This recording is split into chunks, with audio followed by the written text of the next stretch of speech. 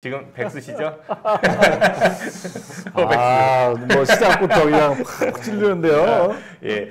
그 사실 지난번에 우리 여기 자리에 모셨었잖아요. 네네. 총선 출마 준비하신다고 했고 실질적으로 얘기하시다가 결국 출마를 못 하신 거예요, 안 하신 거예요? 못하고 안 한 거죠? 못하고 안 했다. 네. 큰 결단을 내렸다라고 이제 민주당 많은 분들이 얘기를 하시더라고요. 허태정 전 시장께서 큰 결단을 내리고 네. 전체 선거에 많은 기여를 했다라고 자평들을 하던데 본인들 그렇게 생각하세요? 약간. 네. 그럼 백수가 되셨고 그러면은 근데 아직 그 할 일이 남았다라고 생각하실 거 아니에요? 정치적인 역할을 지금 찾고 있죠. 정치도 역할을 찾고 있다.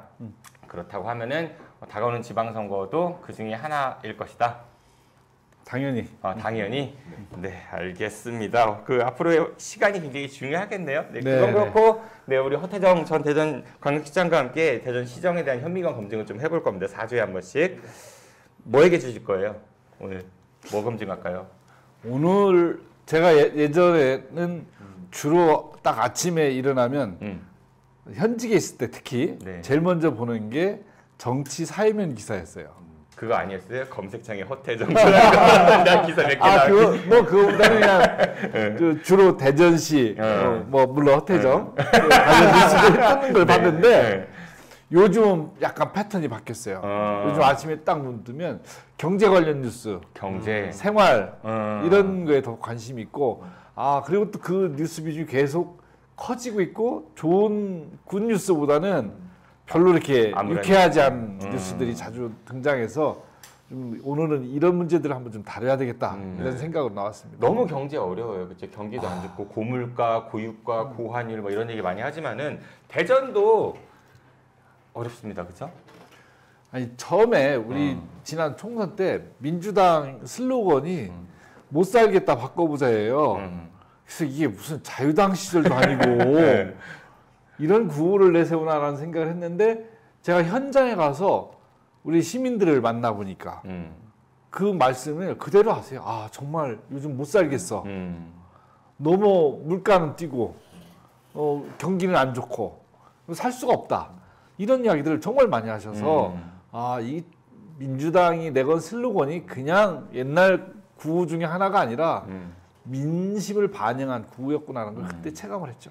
사실 뭐 중앙 정부가 경제 역할은 상당히 중요합니다. 하지만 이제 지방 정부도 지역 상권을 위해서 여러 가지 좀 그런 경제 대책들을 좀 마련할 수 있을 것 같은데 네. 현재 이제 민선 8기 대전시에서 내놓는 경제 정책이나 보면은 되게 잘 되는 것 같아. 그러니까 보도자료 나오는 것들 보면 되게 막 잘하는 것 같아. 소상공인을 위한 지원도 하고 청년을 위한 지원도 하고 또 어르신들 버스비도 지금 안 받고 어린이도 버스비 안 받는 거 추진한다잖아요. 네. 표면적으로 보면 그런 것 같은데 실제 사람들한테 물어보면은 너무 살기 어렵다는 거죠. 그렇죠. 지금 최근 발표된 그 물가를 보면 물가 상승률이 지난 분기에 2.8% 올랐다라고 분석을 해서 2, 3월 달에 3.1%씩 가다가 처음으로 2%를 주저앉았다. 이렇게 자랑하는 기사를 내보냈더라고요. 그 자랑이 아니죠, 사실. 예, 근데 이게 우리 시민들이 느낀 실질 물가, 그러니까 소위 밥상 물가라고 할 수 있죠. 는 19%가 넘어요. 전년 대비 따져보면. 그러면 실질 소득은 계속 하락하고 있거든요. 지금 7분기 연속. 그런 거에 비하면 여전히 시민들이 느끼는 체감은 굉장히 안 좋다. 그러니까 심각한 정도다. 내 월급은 그대로인데 물가가 오르니까 실질 소득이 당연히 떨어질 수밖에 없는 거지. 근데 그 얘기 하시는 분들 많아요. 우리 허태정 전 시장께서 그 재임 시절에 온통대전 만들었잖아요. 지역 앞에. 그거 왜 없앴냐. 참 아깝다. 이런 저도 얘기 개인적으로 공감하는 얘기들을 많이 하시거든요. 제가 과장 조금만 더 하면 많이 해보세요. 윤석열 심판 제가 후보자들하고도 같이 다니기도 하고 혼자 다니기도 하면서 선거 기간 내내 대전에 있는 주요 전통시장이라든지 주요 골목들 다니면서 많은 시민들 만났는데 조금 더 보태서 말씀드리면 윤석열 정권 심판 소리보다 온통대전 얘기를 더 많이 들었어요. 온통대전 있을 때가 좋았는데 이게 또 저를 보니까 또 생각이 나는 모양입니다. 아니 실제로 워낙 아까 말씀드렸던 것처럼 서민들의 그 체감 지수가 워낙 안 좋다 보니까 온통대전에 대한 그리움이 큰 것 같습니다. 실제로 그거 많은 분들이 온통대전을 이용하셨는데 근데 죄송합니다. 민선 8기 들어와서 이 온통대전을 없앴던 가장 큰 이유 중에 하나가 이거 포퓰리즘이다. 그렇죠. 퍼주기다. 그 대전시 재정이 악화됐다 이걸로 인해서 뭐 그런 이야기들을 좀 했었어요. 그렇죠? 그래서 네. 그렇게 포퓰리즘적인 정책을 하느니 정말 지원이 필요한 절실한 분들에게 좀 더 집중적으로 두텁게 지원하겠다라는 목적으로 이게 이제 폐지가 됐던 거였잖아요. 그러니까 두텁게 그 서민들을 지원하는 건 그 자체로 그 복지 정책으로 가야 될 일이고 저소득층이라든지 사회적으로 소외된 계층들을 지원하는 건 그대로 가고 이 온통대전을 통해서 지역 경제 내수 경제를 활성화하고 소비를 진작시키는 것은 그 자체로 성과가 있는 거예요. 이거는 전통시장 매출을 딱 따져보면 나올 겁니다. 뭐 여러 얘기할 거 없이. 그리고 시민들이 느끼는 체감 만족도를 조사해 보면 그거에 대해서 시민들이 이 정도의 우리 대전시의 예산을 투입해서라도 이 온통대전을 이용하는 것이 시민들에게 유익하냐고 질문을 해보면 시민들의 의견이 딱 나오지 않겠습니까? 그러니까 그 돈은 우리를 위해 쓴 거잖아. 그러니까 뭐 우리가 좋은 썼고 그냥 어떤 이제 뭐 업자 준 게 아니라. 그럼요. 뭐 어떤 경제 이론적인 효과는 차치하고라도 이게 제 개인적으로 온통제는 있을 때랑 없을 때의 소비 패턴을 살펴보면 온통제는 있었을 때는 어쨌든 간에 그 포인트가 캐시백. 되고 캐시백이 되니까 어쨌든 간에 우리 지역에 있는 소상공인 분들한테 뭔가를 구입하려고 했었거든요. 근데 그게 없어지고 나서 참 죄송한 말씀입니다. 저는 인터넷으로 대부분 이제 장보기를 해요. 이것만 해도 좀 온통제는 없어지면서 느끼는 그런 체감 같은 것들이 있거든요. 우리 변호사님이 저 정도니까 지역 경제가 얼마나 파탄났겠어. 지역 선순환 경제를 생각해 보면 아이고. 온통대전이 준 효과가 굉장히 컸습니다. 예. 그리고 실제로 이장호 대전시장이 이제 아까 말씀드렸던 대로 이제 그 지원이 필요한 그런 소상공인이라든지 저소득 분들에게 두텁게 지원한다고 했는데 그 카드 그 무슨 카드였지? 이름이 뭐죠? 아니 뭐 지금 현재 운영하는 거 갑자기 생각이 안 나네. 시민사랑인가요? 근데 그거 신청한 사람이 그렇게 많지가 않아가지고 결국은 이제 중앙정부에서 지원받았던 돈도 돌려주게 된 그런 일도 있어가지고 또 한참 문제가 되지 않았어요? 얘기되고? 제가 볼 때는 왜 그 카드를 만들어서 했는지 이해가 안 되는 게 차라리 없애든지 아니면 기존에 했던 시스템대로 그 온통대전에다 좀 저소득층이라든지 소외계층을 지원하는 제도를 그 정책 기능을 그 안에 담아서 쓰든지 그러면 됐을 일이지 굳이 온통대전이라는 카드를 없앤 거는 뭐 정치적 의도가 다분히 있다 이렇게 보여지죠. 그럼 좀 여쭤볼게요. 그 실제 온통대전 운영하실 때 네. 실제 대전시의 재정 부담이 그렇게 좀 많았나요? 아니면 그 운영하지 못할 정도로?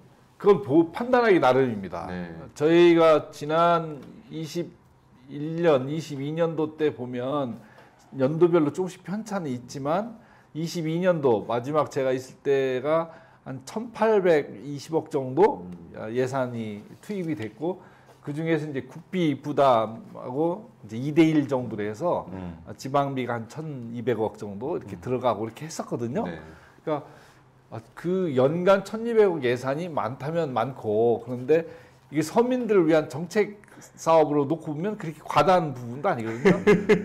지금 우리 그 민주당 이재명 대표께서 주장하고 있는 전 국민 25만 원 하면 13조 정도 지금 국가 예산이 투입이 되는데 대전시가 145만입니다. 10만 원씩 주면 쉽게 말하면 1,450억이에요. 네. 20만 원 주면 1,900억, 2,900억이고. 그러니까 그거에 비하면 이걸 쓸 때 20만 원을 일시불로 주는 효과 못지않게 이 온통대전 카드를 통해서 대전 시민 누구나 골고루 혜택을 공유하게 하면 기회의 어떤 공평성과 더불어서 지역 내수 경제의 선순환을 유도해내는 데도 아주 긍정적인 의미가 있고 또 대전에 온통 대전이란 카드를 쓰면서 시민들이 갖고 있는 공동체 의식도 또 발생이 되잖아요. 네. 그런 긍정적인 의미가 있다고 저는. 제가 좀 전에 웃었던 이유가 1,500억 얘기하셨는데 아니, 우리 얼마 전에 그 시장님도 들으셨죠? 갑천에 물놀이장 만든다면서요. 네. 158억인가? 그거 어떻게 생각하세요? 갑자기 떠올라가지고 그 여름에 거기 다 잠기잖아요. 그 늘 저희 때도 뭐 일부 아이디어로 요구하던 시절이고 있었는데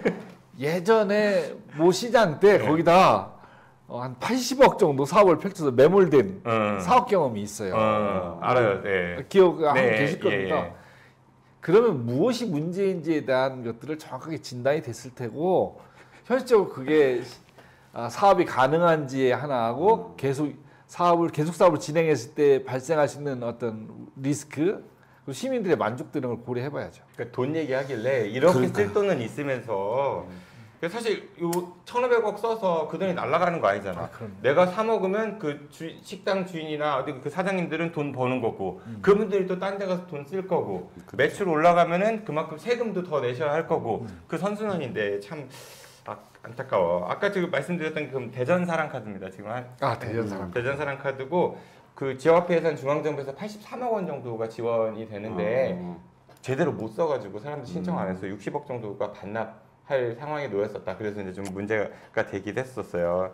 그 카드가 실질적으로 시민들의 일상생활에서 안 쓰여지고 있다는 저희도 증거죠. 지금 모르고 있었죠. 이름도 기억이 안 나요. 저 맨날 뉴스 담당하는 저도 이름도 네. 가물가물하니까 그 정도로 존재감이 없는 거죠. 네. 근데 뭐 윤석열 대통령이 이제 총선 이후에 이재명 민주당 대표하고 영수회담을 드디어 했습니다. 그렇죠? 네. 난 개인적으로 그거 보면서요. 그거 어떻게 생각하시는지 모르겠지만 보셨죠? 네, 봤어요. 그러니까 2시에 한다고 해갖고 저 1시 한 반부터 계속 이제 실시간을 본 거예요. 네. 뭐라도 좀 새로운 게 나올까 싶어서. 근데 모두 발언은 보통 우리가 이렇게 생중계 하잖아. 이렇게 들어간 장면부터 해갖고 그래서 모두 발언 끝나면 카메라 퇴장하고. 근데 일단 제일 이해가 안 가는 게 왜 모두 발언에 엠바고를 건 게 어딨어요? 응? 아니, 그게 이해가 안 가는 거야. 그거 엠바고가 거의 한 2시간 걸렸거든요. 네. 그러다 보니까 지금 윤석열 정부의 그 의전 스타일을 모르시는 그러니까 거예요. 계속 그 뭐지 자료 화면 있잖아요. 초창 그것만 나오고 그 방송 패널들 할 얘기 없으니까 했던 얘기 또 하고 아니 왜 모두 발언 엠바고 걸리냐고. 나 그게 제일 이해가 안 가더라고요. 안 이상했어요? 대통령이 그 정치적으로 뭐 지지를 받고 안 받고를 떠나서 대통령이 갖고 있는 권위가 있고 대통령을 바라보는 시민들, 국민들이 갖고 있는 어떤 그 권위에 대한 품격이 있거든요. 국민들이 부끄러워하잖아요. 참 이게 대한민국이 갖고 있는 굉장히 슬픈 현실이에요. 이해가 안 갔어요. 근데 왜 영수회담 얘기했냐면 여기에서 이제 이재명 대표가 민생회복지원금 이거 좀 필요하다라고 제의를 했잖아요. 그렇죠. 예, 윤석열 대통령은 사실상 거부했습니다. 뭐 늘 언제나 왔던 이야기가 보편적인 그 지원을 거부? 통해서 우리 골고루 기회를 주자는 의미뿐만 아니라 이것이 국가 경제의 어떤 분수 효과를 만들 수 있기 때문에 이걸 하자는 거잖아요. 근데 이거 하면 물가가 올라가게 되고 그러면 또 예산이 더 투입돼야 되고 이게 악순환이 된다. 일종의 포퓰리즘이다. 이렇게 비판하고 있지만 예전에 우리가 팬데믹 때 재난지원금 몇 차례 했지만 그렇다고 나라가 무슨 경제가 갑자기 흔들리고 그랬습니까? 윤석열 정부 들어와서 오히려 부채에서 재정건전성이 더 안 좋아졌어요. 윤석열 정부 하여튼 그 말씀하신 그 7분기 지금까지 하면서 2년 넘게 하면서 한 번도 국민들의 실질 임금이 개선되거나 그리고 물가 상승률이 안정화되거나 그리고 성장률이 뭐 1%를 넘어서거나 해본 적이 없잖아요. 이게 난 또 이해가 안 가는 게 뭐 전 국민 또 돈부리 뭐 포퓰리즘 이런 얘기 하는데 아니 그 대기업이라든지 아니면 이제 그 부동산 부자들한테는 세금 깎아주잖아요. 그것도 돈 주는 거잖아 사실. 그런 거는 안 아까운 건데 나 그것도 이해가 안 가요. 제가 어디 가면 이렇게 남 비판하는 얘기 잘 안 듣는데 대통령이니까 책임을 져야 될 거 아니에요. 근데 제가 기사를 하나 딱 보니까 재밌는 기사가 있어서 이건 제가 카피를 해봤어요. 무슨 기사가 썼냐? 윤석열이 만든 사상 최초의 기록. 벌써 뭐 임기가 5년 지난 것도 아닌데 몇 가지를 했는데 첫 번째, 네. 실질 임금이 2년 연속 줄어든 것은 최초다. 어. 연구개발 R&D 예산을 삭감한 것도 최초다. 56조 원의 세수 펑크도 처음이고 외환위기, 금융위기 같은 외부 충격이 없는 상태에서 1%대 경제 성장률을 기록한 것도 처음이다. 이게 처음이 너무 많아요. 근데 이게 보통 처음이라는 것은 좋은 기사를 쓰잖아요. 근데 경제 관련 기사만 딱 정리하면 이런 이야기를 벌써 듣고 있다는 게 윤석열 정부 들어서서 얼마나 국가 경제가 안 좋아지고 있는지 이걸 이 기사만 봐도 단박에 알 수 있는 내용이죠. 참. 근데 앞으로도 그렇게 좀 전망이 밝지가 않습니다. 그렇죠? 네. 22대 국회 개원한다고 해도 사실 21대 국회랑 거의 정치 지형은 비슷한 거잖아요. 의석수로만 놓고 봤을 때는 아니 그 한 정당이 내세웠던 구호 3년은 너무 길다가 요즘 자꾸 마음에 와닿아요. 그러면 저기 당 바꾸시는 거예요? 아니 그게 아니라 이 정권으로 그 3년을 이렇게 참고 인내하는 게 힘든 게 아니라 3년 뒤에 대한민국이 어떻게 될까에 대한 걱정이 앞서는 겁니다. 그러면 이제 뭐 제가 정답을 바꾸겠습니까? 똑같은 아마 걱정들 하고 계실 것 같아요. 아니 실제로 시민들을 많이 만나보면 윤석열 정권에 대한 비판은 기본이지만 그보다 더 걱정하는 것은 대한민국의 미래가 어떻게 될까에 대한 불안감, 걱정이 더 큽니다. 알겠습니다. 뭐 대한민국 얘기 그 정도 하고 우리 대전 얘기 많이 해야 되는데 시간 네. 조금 남았으니까 제가 그것 좀 몇 가지 여쭤볼게요. 어떻게 생각하시는지. 이장훈 시장이 지난 총선 과정에서 도시철도 뭐 지방선거 때도 그 공약이 있었습니다. 3, 4, 5호선 동시 추진 그리고 총선 전국에서 또 한 번 이제 공을 쏘아 올렸고 어떻게 평가하십니까? 택도 없는 얘기죠. 제가 선거 떨어지고 나서 많은 분들이 우리 허 시장도 좀 뻥 좀 치지 그랬어. 3, 4호선 한다고. 네. 6호선까지 얘기하면 물론 3, 4호선을 하면 좋은 건데 그걸 하는 데는 여러 가지 단계와 과정이 있지 않습니까? 국민들한테 시민들한테 이제 설득을 하고 설명을 해야 되는 건데 지금 2호선도 지금 제대로 시작을 못 하고 있는 상황이잖아요. 근데 벌써 3, 4호선을 동시 착공한다. 물론 동시 추진. 추진이었습니까? 추진. 네. 네. 교묘하죠. 추진한다. 추진하고 있잖아요. 네.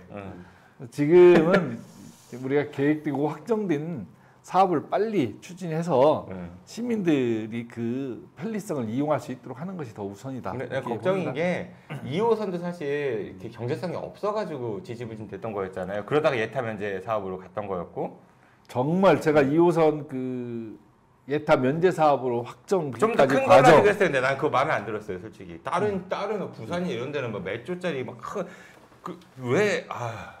네, 그때 당시에는 후회 없어요? 좀 더 큰 거 해달라고 할 걸. 아니 도시철도 2호선 자체가 네. 불투명했습니다. 네. 그래서 그것을 예타 면제 사업을 하지 않으면 실현하기가 어렵겠다. 이것이 판단이 돼서 예타 면제 사업으로 그 사업을. 근데 아무튼 그랬는데 3호선 이거는요 경제성이 더 낮아요 2호선보다. 어떻게 한다는 얘기야? 아니 보면은 지금 뭐 이렇게 되게 같이 굵직굵직하게 추진한다는 건 굉장히 많아요. 뭐 산업단지, 뭐 무슨 뭐 아트센터, 뭐 산단지. 하여간 뭐 무슨 뭐 어떻게 무슨 말도 기억이 안 나요. 아무튼 일류 도시로 만드시려고 노력을 굉장히 많이 하시는 거 같아요. 뭐 이런 생각도 들기도 하는데. 재밌다. 대전 얘기 훨씬 재밌어.